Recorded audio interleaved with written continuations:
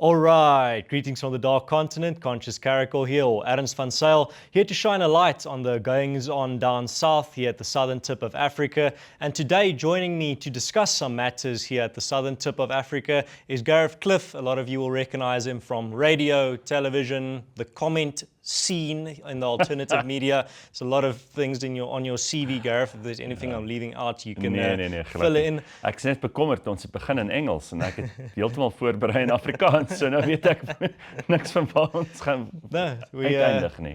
This is the international show, so this is the one that goes out internationally but also locally, but you can put on your English cap. Once again, I'll have you back for an Afrikaans conversation, if that sounds cool. No problem.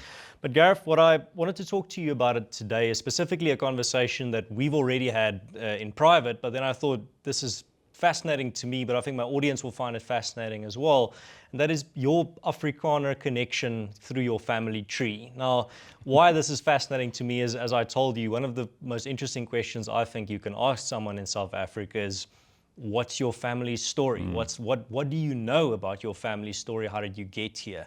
And I want to ask you that question. What do you know of your family story? I know quite a lot. I've got a quite extensive genealogy that we've put together over a couple of years. I mean, fortunately, family records are pretty good. I come from a collector's family, so we compulsively collect things, coins and swords and guns and books, and I've got just tons of material at home. And as a kid, one of the things that upsets me and makes me so sad is that we always talk about, in Africa, our ancestors, right? And you hear this, especially among black South Africans. The ancestors say this, amatlozi, you know, that kind of thing. They don't know who these people are. And you can actually look up a lot of the people. And we've got a very, very good, very thorough, very extensive set of research documents at the, I don't know if they're still as good, but I assume they would be. There are a couple of offices in Pretoria. The Human Sciences Research Council used to keep microfiche records of every birth, death, and marriage certificate in the country. So you can actually find out who your direct ancestors are. And I don't know if people, you know, prize their ancestry, why they don't make use of this. It's not, it's free. It's a resource. I mean, perhaps you'd have to pay to have the documents copied or whatever, but you can go in there and you can find out exactly who your great-great-great-great-grandfather was. Anyway, turns out that I've got very firm roots in this country.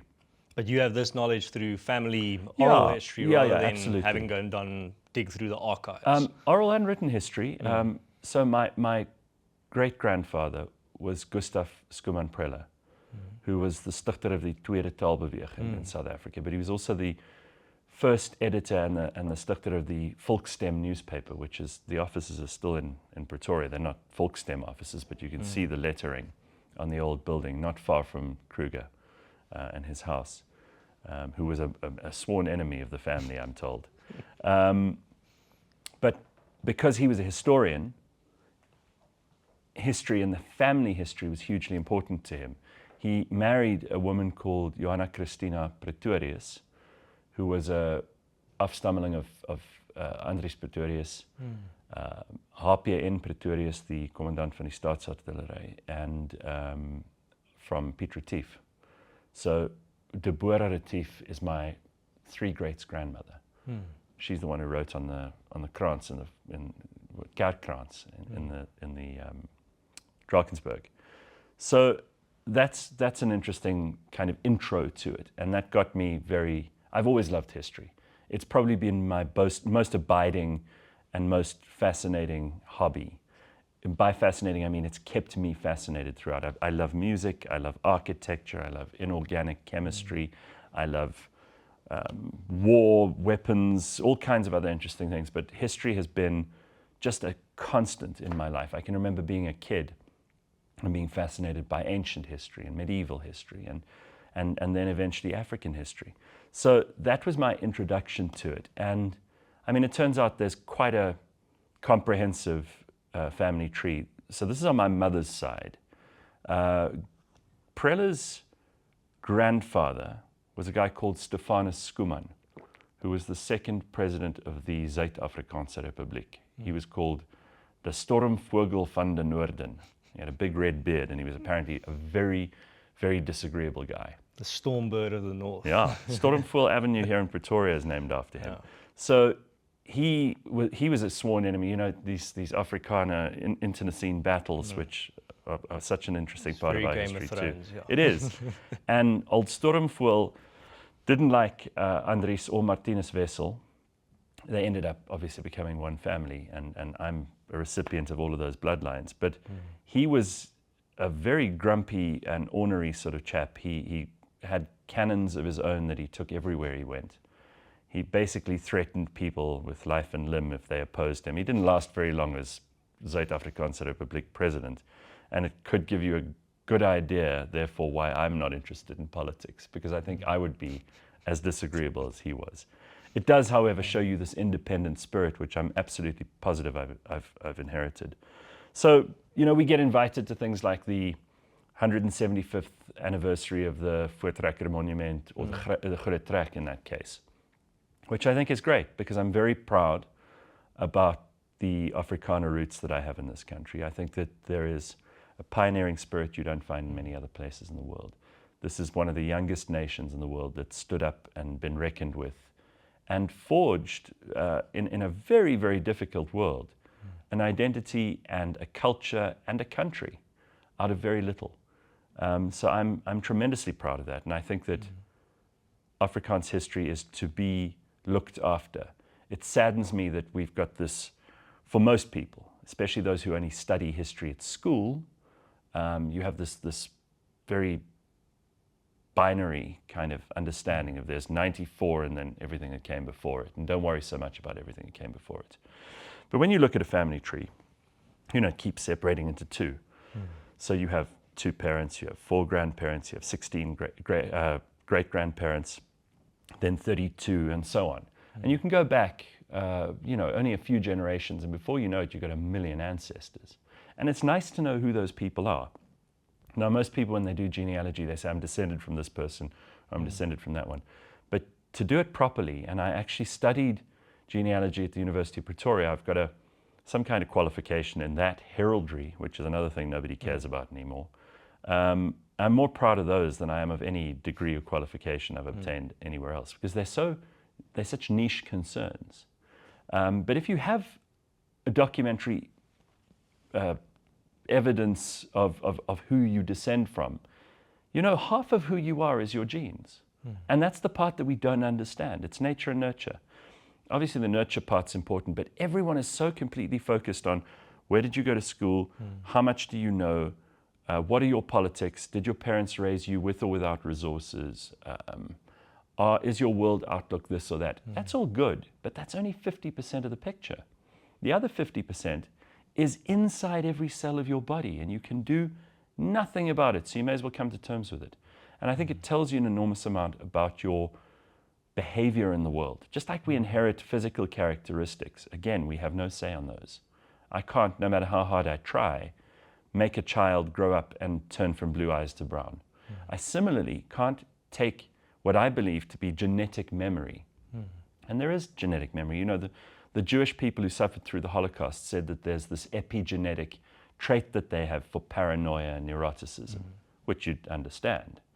And of course, through the history of the Jewish people, there's just time after time that they've been ousted, pogroms have been launched, horrible crusades against them from every other kind of faith and political disposition. And in their genes, there's something about that has been manifest. So I think that's true for us too. I'm very, very excited by that fact. I don't find it intimidating or scary, and I love the fact that I can find out things, not just about me, but about my little nephews, about my sister, about my mom and dad.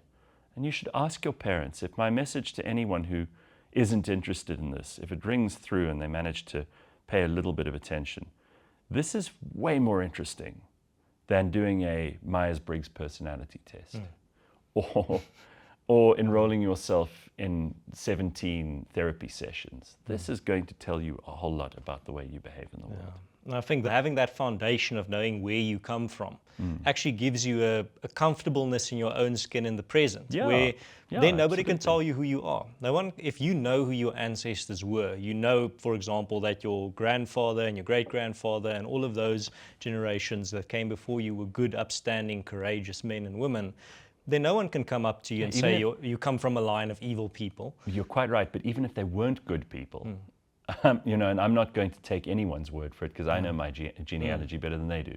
So when someone says to me, "Oh, you must give us the land," I'm like, show me which piece, I'll tell you when it was bought, I'll show you the documents attached thereto, I'll tell you what they farmed, and you can't tell me a damn thing about which one of your ancestors were there because you don't even know who your dad is. So I don't mind. If mine were the bad guys, that's also cool. There are lots of bad people in my family tree. On my father's side, much to the chagrin of any of your Afrikaans viewers, on my father's side, I'm a direct descendant of Lord Charles Henry Somerset, who was the first British governor of the Cape, who himself is from the line of the Dukes of Beaufort, an old medieval family, the Plantagenets, effectively.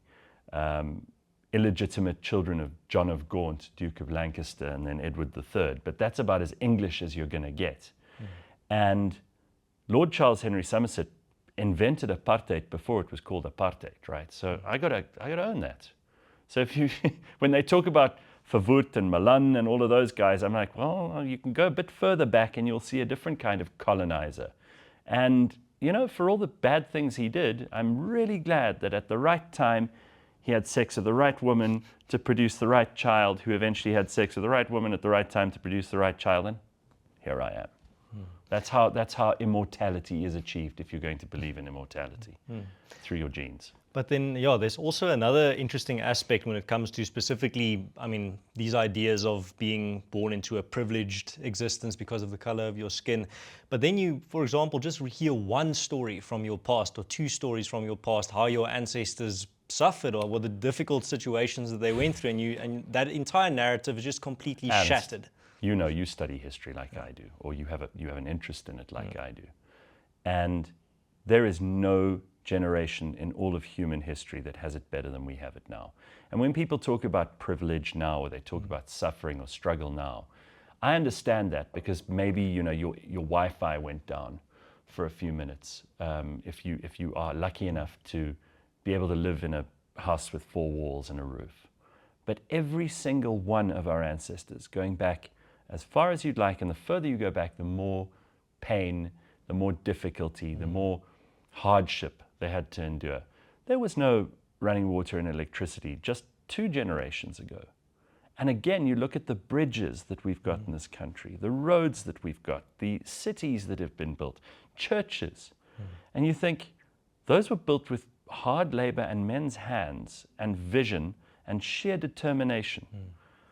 I won't hear of people who have things to say about how they've suffered in this life now because they couldn't get into a tertiary education institution for free. I'm not interested in that. You haven't studied. You haven't paid enough attention to the difficult and improbable situation that you have ended up in, where you're able to voice an opinion as a conscious mammal who, through sheer luck, and if you won the lottery 500 times in a row, you wouldn't be as lucky as you are to be in existence. Again, for the reasons that I've already detailed about just how many people along that tree had to meet at exactly the right time for that to happen. But also because the chances of being alive and sentient are absolutely infinitesimally small. So I don't want to hear about suffering and misery. That's life. It's part of life. Life is not meant to be comfortable. Sometimes I feel when my life is too good, and I often feel that way because I'm a happy guy, like I should be suffering some more. You know, there's a bit of that pain and lading and guilt that the NG Kerk must have infused into my blood somehow. But then specifically in the South African context, you already detailed how much you love history, but are there parts of South African history that particularly stand out to you as almost like if this was one big book, chapters that really are some of your favorites to read about or learn more about? Absolutely. a lot of Zulu-speaking people are always intrigued and or surprised to know that I'm a massive devotee of Zulu history, of the story of the Zulu people from before Sezangakona, who was Shaka's father, right the way through to Mpande and his children and grandchildren, and now King Misuzulu. I find that whole, I mean, those Zulu and Afrikaner wars, and then the Zulu and English wars, are some of the most fascinating stories that you could hear. And it tells you about the depth and the nuance of South Africa and just what an amazing country we are. You can't just, I don't think you can just glibly breeze past those parts of our history without at least having some appreciation for the fact that there are bodies buried all over northern KwaZulu-Natal for wars that made this nation the dominant one for a little while, then this nation for a little while, then this nation for a little while. And the British Empire was humbled here. I mean, there's some great stories. There's some amazing people. There's a guy I met not so long ago and interviewed. He sings, he puts on sort of almost theatrical productions in Zulu, but he sings the history of the Zulu people from, you know, all of their trials and tribulations, the kinds of the tribal battles that occurred before they were forged together as an empire, and it was an empire. People talk imperialism and colonialism. Well, Shaka was a colonialist and imperialist, if nothing else. You can find pretty much any other definition coming second or third when it comes to his biography. But he was an imperialist and a colonizer, even if those are words that he wouldn't have been unfamiliar with, or would have been unfamiliar with. I find that part of our history fascinating. I also think that our political history from, you know, the sort of late 1800s into pre-apartheid is also just whizzed past. I did a talk at I was invited to speak at the what do they call it? It's sort of like a family foundation. Right. For the Pixley Kaisakaseme Families Foundation. You know, he was the guy who founded the ANC. And he's been completely written out, like Trotsky was by Stalin, from the story of the ANC, because it's inconvenient for them now to take on some of the Pan-Africanism, and it's inconvenient for them now to talk about the views that he had, the fact that he went to London, the fact that he was educated at Ivy League universities in America. This is in the early 1900s. People know nothing about Pixley Kaisakaseme. And I find that just very, very superficial. You know, it's all, and your ex-colleague, Ernst Roots, was on Ben Shapiro this week, and he was talking about how people only know, you know, a picture of Mandela, 1994, great story, and then we stop paying attention, which is also why I appreciate what you guys are doing. I think it's so important for you to say what you think and to stay interested in South Africa, because many people have just put on blinkers and they live in a gated community and they have solar and they have a borehole or whatever. I'm talking mostly about white people here, but also a lot of black middle class people.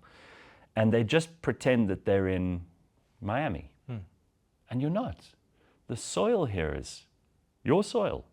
The air that you breathe, the high ceiling that we feel like we have when we look up at the sky, that is something that is in your bones, and you must not deny it, and you must be part of it. No, this red dust, gets into your organs. I think if there were to be an autopsy on me or even you, they would find that Africa dust everywhere in your body. No, absolutely. And I mean, that's at the end of the day. I mean, I'm 9th generation of my family here. Since 1688. You are how many generations now? It must be about the same, nine or 10, because our first people arrived in, the sort of 1670s, 80s, somewhere around there as well. So there are the Prellers, who are chiefly of German extraction. They're the Pretoriusse, who are of Dutch extraction. I think the first one was a guy called Johann Praetorius, who arrived here also, maybe early 1700s. But I think that's fantastic. you know, I've got a family graveyard that we're all, I know where I'm going, by the way. I know exactly where I'm going. People say, well, where are you headed? What's your life all about? I'm like, I'm going into that graveyard eventually. I'm not unhappy about it. I'll be surrounded by, I'll be the 6th or 7th generation to be buried there. And that's in a place in the old Transvaal, in Gauteng, which is actually in the northwest, which is not hundreds of years old. So it's a remarkable thing to be buried there with a woman and a man who are my 3 great-grandparents. Right. You know, that's quite a cool thing. Yeah, and ancestors that came to South Africa before America was a country. Yeah, correct. That's also a fascinating thing. Is, you know, we tend to think of world history as happening in pockets. But if you consider that Francis Drake was sailing around Cape Horn, well, first the Magellan Straits and then Cape Horn, before any of Jan van Riebeeck's mense landed here, probably around the same time as Vasco da Gama was. That's the late 1500s. I mean, it's just incredible how much history there is. You just got to be, the greatest stories have already been written. I don't know why you mentioned Game of Thrones earlier. And don't get me wrong, I like a good movie, I like a good TV show. But people have imagined and they've glommed on to stories that are not real because we desperately want to know these things, but we don't take the trouble and time to learn our own history. And that's why I enjoy reading history, is the fact that there's always at the back of your mind, when you're reading fiction, you know this came out of the pen of a creative author. But when you're reading history, you know these are real people in a real situation with real danger that they're facing. And you try to imagine some of the situations that people were in. I mean, we think it's, you know, dangerous and fearful to go into like the Joburg CBD, and don't get me wrong, it isn't great. But I just try and think of my, you know, I think of Piet Retief, who's my 4 great-grandfather. I think of him going into Ngogondlovu to go and negotiate with Dingaan. And by the way, there's a land claim in the offing there, and I've got the documents to prove it in the Church of the Vow in Maritzburg. So I'm looking for a nice big piece of northern KwaZulu-Natal, should anyone look for too much trouble with me when it comes to the land. And I think it would be a very valid claim, because if they're not going to honor what Dingaan signed, his name is on it, right? Either that means, Mr. Zulu, I'm talking to you, either that means that you think your ancestors didn't have honor and that their promises were worthless, or that he was too stupid to know what he was doing. Either way, you must be very embarrassed by him. So give me some land. I'll be the white Julius if you come at me with that. And I think I have a valid claim. It's very fascinating that you mentioned that idea of the family graveyard, because that immediately reminded me when me and Ernst Roots were at the National Conservatism Convention last year in the United States. We were listening to all these fascinating talks, and it was really interesting, and none of them were of low quality. You guys are now the unofficial foreign affairs department of the country. Which as my friend Russell Lamberti always says, the future of diplomacy is decentralized. I think everything is. I absolutely agree. So we're at this conference, and we're listening to all these talks, and after listening to about 90% of the talks, I just tell Ernst, everything very fascinating, high quality, but there's this background question, almost like a radioactive question that everyone is afraid to touch on, but it's in the background of every single talk. What is an American? And nobody's addressing that question head on. All these talks are in orbit of this question, but nobody's addressing that question head on. And one of I think the second last talk of the entire conference was J.D. Vance. Before we even know he doesn't even know he's going to be the vice president. He's just a senator, if I remember correctly. And he's doing a speech there. And his speech is about what is an American. And his answer to that, well, he has a very long answer, but succinctly put, at one point he says, what being an American means to me is to want to deeply within myself want to be buried in that family cemetery where 7 generations of my family have been buried. And I just look over to Aaron, so I'm like, well, he's actually doing a very good job of answering that incredibly difficult question. I'm glad you told me that. It makes it feel and when like, you mentioned that, it immediately just made me think, well, that's what J.D. Vance said, what he sees being an American, what it means to be an American. And what you're mentioning there is its rootedness is at the end of the day what it means. And that's why I think, you know, land is always a massively contentious issue all over the world. And I read this very interesting book a long time ago. I must go and dig it out again. It's called Who Owns the World? And it maps out Have you ever seen it? No. Fascinating. Sounds like an interesting It book. maps out who the greatest landowners in the world are, and then which governments own the most land. And it takes the square kilometerage of the earth and breaks it down into graphic representations that everyone can understand. And only about 2% of the living Homo sapiens on the planet actually own land. 2%, it's tiny.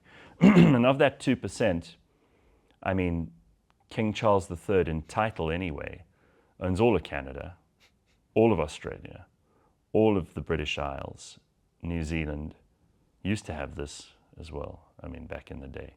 And then you got the Pope, you know, you got some interesting things that people don't. The American government, which is enormous and owns huge tracts of land, I think it's only fourth or fifth.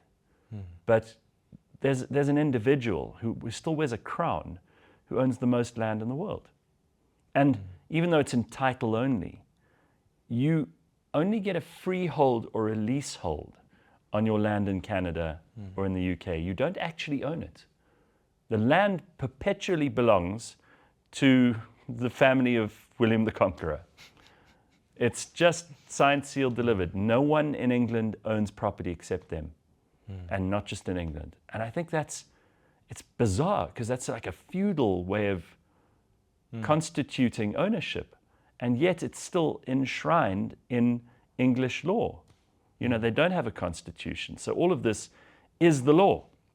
It would be very interesting to know if Australia decided to kind of get rid of their Governor General and throw out the monarchy, whether they'd have to compensate the king, and what that would mean in terms of money. I don't think Australia has enough money. If you expropriated the whole of Australia to pay him even a, you know, less than market value equivalent. So I think there's this bizarre tension between what's actually in the law and what's practicable. And that's the same thing we've got here. Most people who are talking about the land don't have a title deed to the land they currently occupy, even if they've occupied it for 3 or 4 generations, which is bizarre to me. It's like, you know, people who will buy an expensive car, but they don't have a will. So that if, God forbid, they end up in an accident, the car, which may be all right, won't go to their children or anything. It'll go straight back to the bank. Yeah. Nobody has any due diligence and care for their own immediate stuff. They're thinking about global affairs. They're commenting on ICJ cases at the, you know, against Israel. And I think but your own house is so untidy. I've got pictures of people who I didn't meet, who are close ancestors of mine. I look at their eyes sometimes when I walk past the pictures, and I wonder what they would think of what we're doing now. And I wonder also what they could teach me. Because if you read enough, and there's documentary evidence, you know, you can go and look at old newspapers, for example. You can see when someone died, what happened to their estate. Because they used to advertise these things. They used to explain, this is the will of person X, who was an 1820 settler. They had a piano. You think, wow, now I know he had a piano. That's quite cool. Yeah. There's so much to be absorbed, and people are just lazy. But that's why it's so important. I think I wrote a chapter once for a book on why it's so important to fight for the right to private property, specifically in the Afrikaner context, because if you are a culture rooted in Africa and this is your home that your ancestors have called home for 9, 10 generations, you owe it to the next generation that they have the opportunity to own a piece of this place that they call home, piece of the African soil. Yeah. And it comes back once again to rootedness. Having your little, in Afrikaans, you say, your klein lappie grond, your klein little part of Africa. Yeah. That's your little castle on that piece, in that little hill. Well, it's like Yeats's poem about World War I, that there's some corner of a Flanders field that will forever be England. You know, and that's for the people who died in World War I, obviously, the unknown soldiers who don't have tombstones. And we have, in this country, so much to be excited about and proud of and interested in. And we give it this superficial treatment just so that we can argue with each other. It seems completely stupid and asinine. And I mean, that also, in regards to owning your own piece of land here in Africa, Dr. Vickers Buys has a fascinating way of summing it up. He always says, There's a reason why in English you have a backyard, and in Afrikaans you have an agterplaas, a back farm. Yeah. Because even though, as Dirk Herman says, Afrikaners and Afrikaner culture is so rooted in agriculture and in closeness to farming, that if you're not yourself a farmer, you have family members that farm. If you don't have family members that farm, you have friends that farm. Sure. And that's why we talk about an agterplaas, or back farm, because a lot of Afrikaners don't live on a farm anymore, but they still consider their little piece of land at the back of their house, that's their farm, and they're going to be treating it as such, even if simply symbolically. I couldn't agree more. That's an important aspect, once again, to understand why it talks about expropriation without compensation, farm murders, these issues. Why do they so in particular touch an Afrikaner nerve or an Afrikaner heart? Is the fact that they touch a part of existence in South Africa that's very close to Afrikaner existence, and that's agriculture, farming, living on a farm. So even if these are not the most important issues in the world, I mean, there are a lot more serious issues in the world than farm murders, for example. But if you're an Afrikaner, this is an issue that, well, firstly, it is a very serious issue, and secondly, it's a particularly serious issue for you, because when you read about a 80-year-old woman that was tortured to death, you see your grandmother. It's awful, You hear about a 10-year-old child being and it is being important. killed, you It's see your little brother. It's important if it's important to you. I mean, this is the other problem with history, right? And I'm not some postmodernist, so don't get me wrong. But everything about history is kind of subjective, and it's written by the winners. It's not written by the losers. So for the last, 30 years, I think a lot of Afrikaners have felt like they were the losers. And there was a definite stage where you could see, and I'm sure it'll turn up in the records, in the long span of history, we'll find, that there were a lot of Afrikaans people who gave their children not Afrikaans names post-94.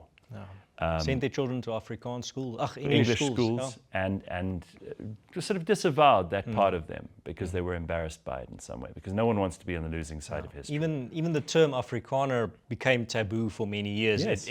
There was this failed rehabilitation, or this failed attempt to turn it into Afrikaansis, Afrikaans-speaking people, rather than Afrikaner.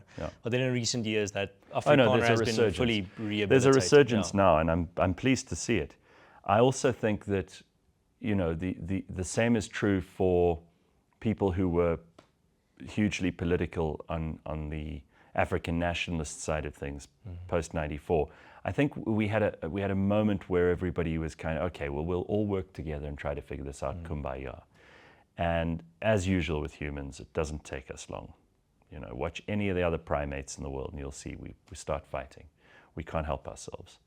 It's about territory, it's about women, it's about the stories, all of the stuff that we've already detailed here. And that's fine. You've just got to accept it and deal with it. There's a way forward, but it's not going to be easy.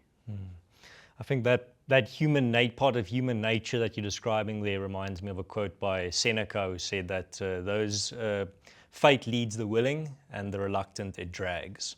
Which means that if you don't make peace with human nature is not going to change for your own little ideas about how reality should be. So you can either make peace with it and let it guide you, or you can let it drag you along. And that's the only two options you have. I'm not going to be dragged.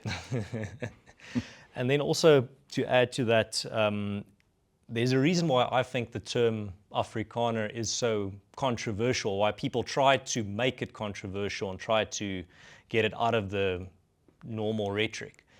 And that's the fact that it roots a people in Africa. There's a pesky little detail there that Africa is part of the term, a people naming themselves after the continent where they feel rooted, which completely just obliterates inherently in the term the whole narrative around go back to Europe, you don't belong here, you're not at home here, you don't even feel at home here. Well, I named myself after this place, that seems like I'm particularly at home here. So I think that's why there's such an onslaught against that specific term. I think you're right. It's politically inconvenient. And we know anything about the left has always got to do with semantics, right? Semantics, and there's power in it. So I do believe this. I mean, in the beginning there was the Word, and the Word was God. And I've been in the business of words for 25 years. Telling stories is what you do afterwards. But beforehand, you spell, you cast spells, you create, you manifest reality with words. And I don't think that's a small thing. You know, if God in the Judeo-Christian and Islamic version is to be believed, he speaks the world into existence. And what you say really has impact. And I've had to learn that sometimes the hard way, as you have. Sometimes it's been to my advantage. But being able to choose the right word and use the right word at the right time can have tremendous impact. It's called speech craft. Yeah, right. And I'm excited by the fact that people are starting to realize that it's not about renaming things like the left like to do, or you know, changing the actual meaning of words. It's learning what those existing words mean and using it in the appropriate context. That's where it has power. That's a it doesn't help sickness of It our doesn't time. help you to take a word that already exists and change it into another word which has a completely different meaning and substitute it. So for things like Afrikaner, there's a reason that works. Yeah. I like it. And that's where that superstition of touchwood also comes from. Is it's the fear of speaking something into reality. So you often say touchwood when you say, Yes. "Oh, I haven't been sick in a while. Yeah. Oh, I have to touch wood just so I don't speak it into reality." That's where that comes from. But it's the superstition rooted in that sense that, well, our words have power, and the things that you speak, you can speak things into reality, which is why you should be careful about how you use your speech craft. Someone once told me that there are two kinds of people in the world, regardless of your politics. There are people who listen to and understand and make sense of the meaning of words, and then there are people who use words to deceive.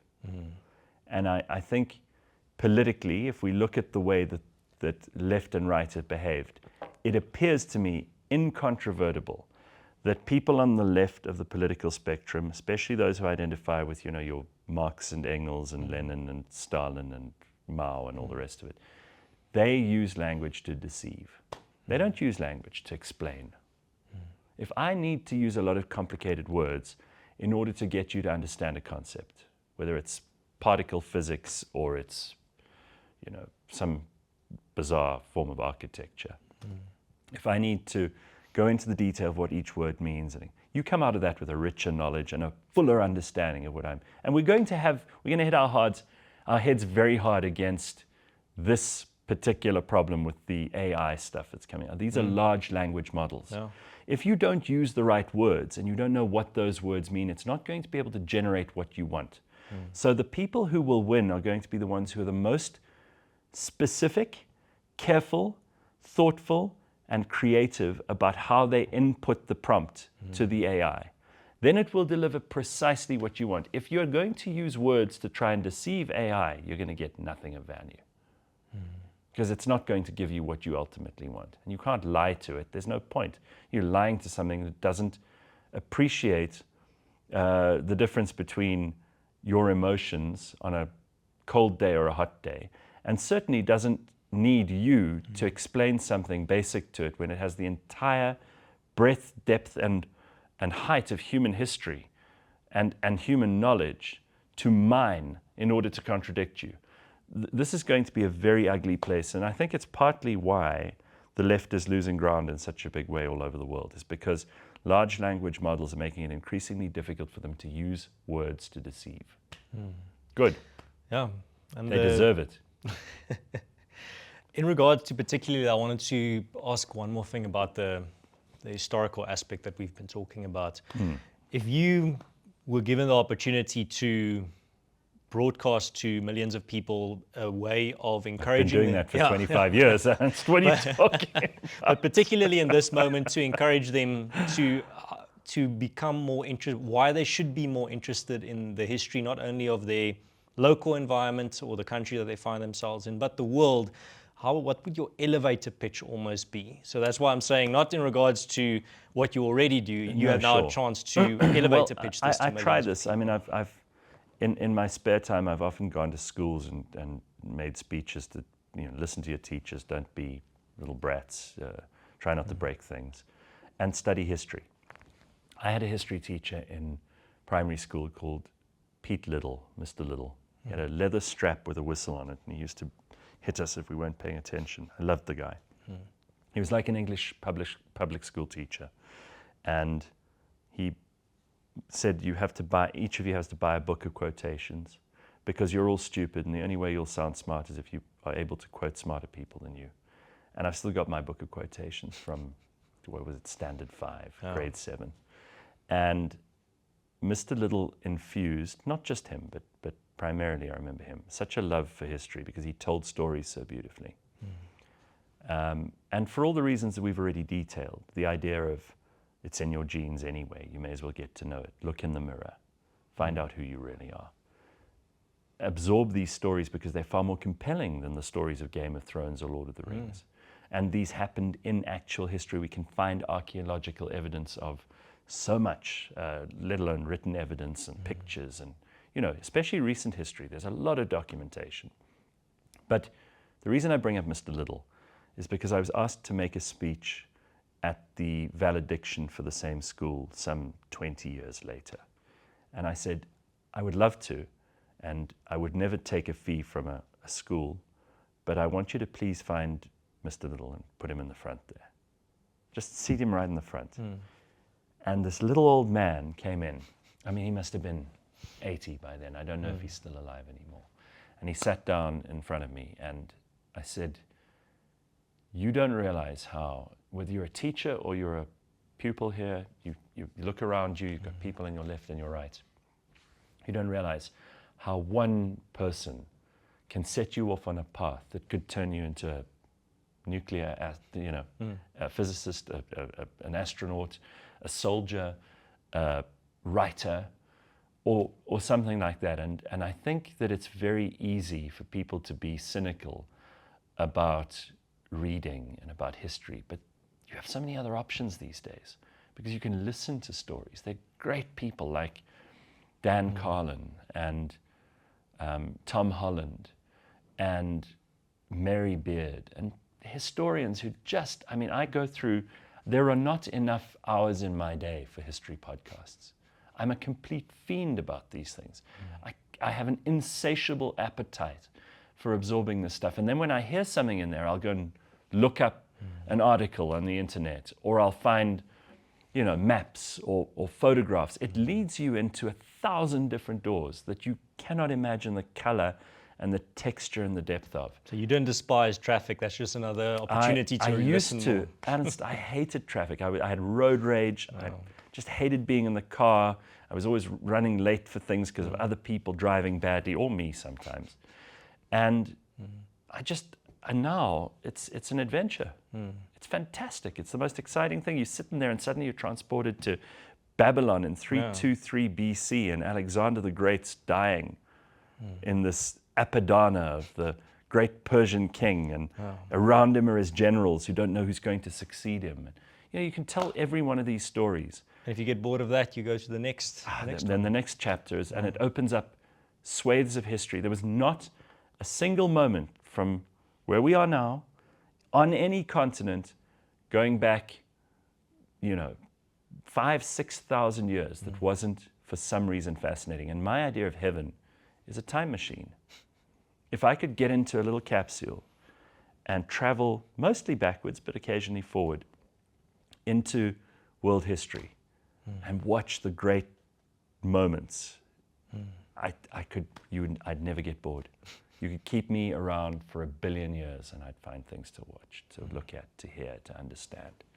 And I think the simplest place where people can begin is to ask if they are blessed enough that their parents are still alive. They can ask their parents and grandparents. Give us just the family history. What do you know? Doesn't even have to be an encyclopedic history. Just what do you have? That's it. Maybe old photographs. Most people, they go and visit grandma and grandpa, and they're like, these smelly old people, and I don't really have anything. Ask them, they light up like a Christmas tree when you ask them about their family history and where were you born, and and it's easy to do these days. And you could record it on your phone. That video, one day may be all your great-great-great-grandchildren have to connect them to your grandparents or your great-grandparents. And you're suddenly, across time, connecting these genes which have they've lasted throughout. They've stayed in the blood. They've stayed in the cells. And what a gift to give someone. a window on their own past. So go there, sit with your grandmother and your grandfather and ask them and watch them. They'll tell you everything. You mentioned walking past the wall with old pictures on it, and I think a lot of people still have that opportunity where there are old pictures of their ancestors on the wall, maybe in their parents' house, their grandparents' house. I think a good opportunity would just be to ask, who is this? Who's that? Or who is this? What's their story? What's the connection between these? What's your connection to this person? Why is their picture here? Absolutely. You know, you mentioned earlier that your family been here for generations. Well, almost every, I mean, as far back as I can go, certainly on Cliff, which is my surname, the earliest ancestor I can find there is in the 1620s or so, and he was a soldier, and every single, this is in the male line only now, every single step all the way down to my father, they've all been in the military at some point, and I'm like, well, clearly I'm the first loser. Fighting in the battlefield of ideas. Yeah, and my brother, who's 3 years younger than I am, and we didn't do military service. We were too late for that, and you know, I'm not unhappy about that because I don't necessarily think that's something I would have wanted to fight for, or anything since. But it does feel almost like you're letting the side down, because so if I use fighting words, which I do on a daily basis, people have got to understand that comes from somewhere. Yeah. Absolutely. Well, Gareth, thank you very much for your time. This was a fascinating conversation. As I always try to do on this show, is to have conversations that would have been on their own in private just as valuable, but now the bonus of being able to share this with an audience just makes it all the more valuable to me. So thank you very much for your time and your insights. Thanks. Yeah, and I would just like to encourage you then.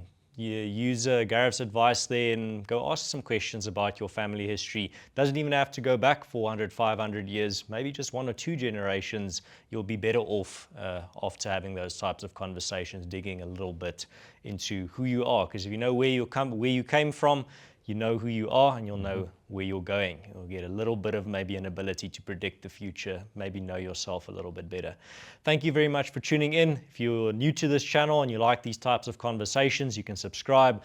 And if you want to share your own thoughts, maybe share some of your own family history and things that you know about your family history, some interesting facts, share them in the comment section. I read all of them. I really appreciate all of those comments. So I do encourage you, share some of your family history and facts about your family in the comment section for me to read and for others to read. I think that will encourage more people to look into this side of humanity and of themselves.